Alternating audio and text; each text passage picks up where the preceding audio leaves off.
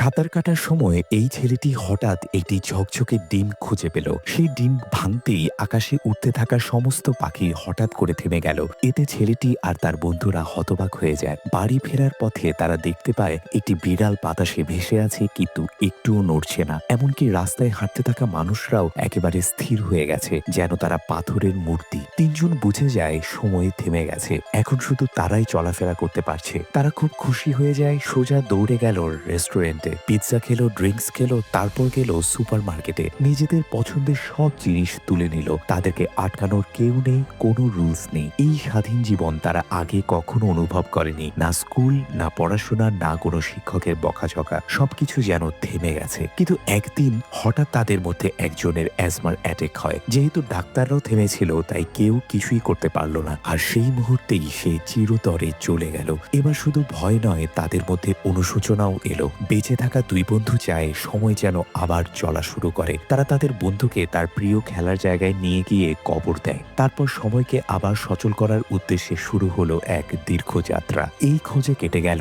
10 বছর। সময় তখনও থেমে, কিন্তু তারা ধীরে ধীরে বড় হয়ে গেল। শরীর বড় হলেও মন যেন ভেঙে গেছে। একটা শূন্যতা, একাকিত্বে ভরা জীবন। তারপর এক রাতে তাদের একজন আকাশে এক অদ্ভুত নাড়াচাড়া দেখতে পায়, যেন কারো একটা ইশারা যে সময় আবার চলতে পারে। সে আনন্দে দৌড়ে গেল তার বন্ধুকে এই সুখবর দিতে। যখন সে পৌঁছালো, তার বন্ধু তখনও সেখানে ছিল, কিন্তু সে ততক্ষণে মারা গেছে। ঠিক সেই মুহূর্ত থেকে শুরু হলো তার নিঃসঙ্গ জীবনের যাত্রা।